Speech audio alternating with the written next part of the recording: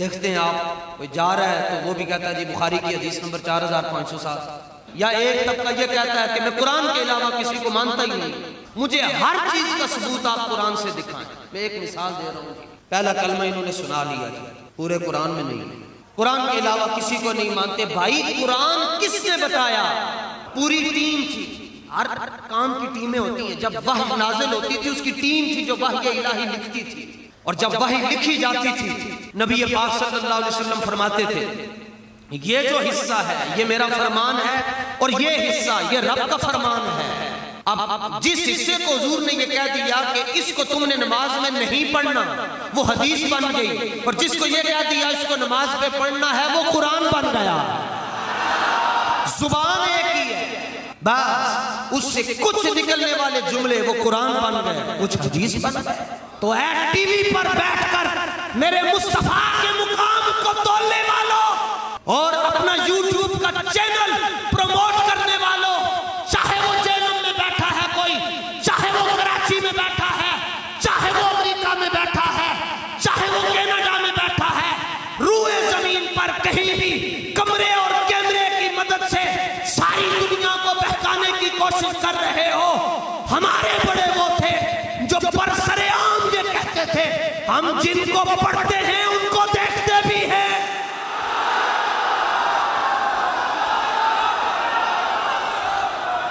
تو بتاؤ کیا کبھی تم نے بھی دیکھا ہے؟ ارے ظالم کے بچوں، تم نے ابھی کبھی مصطفیٰ کی ایک جھلک دیکھی ہوتی پھر تم ایسے نہ کرتے، پھر تم رسول پاک کی سنت کے نوجوان بچوں کو گمراہ نہ کرتے، بلکہ تم اپنے یوٹیوب چینل اپنی ساری پوری ٹیم سامنے بٹھا کے کہتے آؤ میں تمہیں عاشق کی بات سناؤں کہ مخچند بدر شاہ شانی ہے۔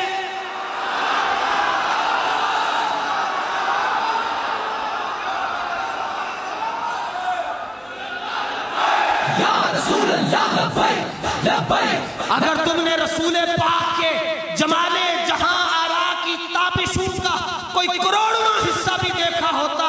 تو تم میرے آقا و مولا کی امت کو رفع یدین اور اونچی آواز سے آمین کہنے کے نام پر کبھی بھی گمراہ نہ کرتے، بلکہ تم کہتے آؤ یار کی باتیں کریں، آؤ یار کے رخسار کی باتیں کریں۔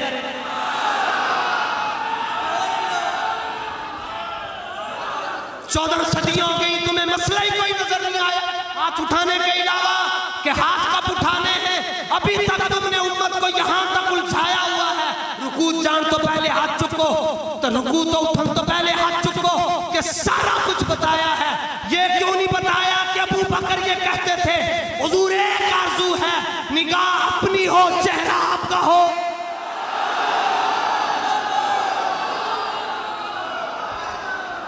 یہ سبق کب پڑھاؤ گے کہ جب حضرت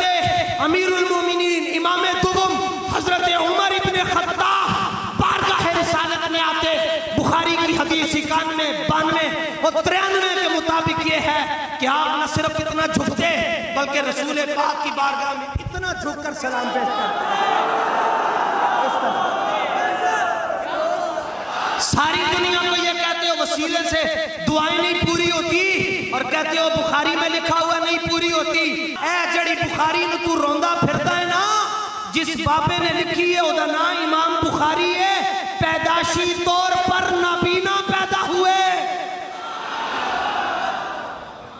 12 برس آپ کی جب عمر ہوئی، آپ کی والدہ نے اللہ کی بارگاہ میں اہل بیت کا وسیلہ پیش کر کے کہا سونیا نبی دی آل دا واسطہ میرے پتر نو نگاہاں عطا فرما دے۔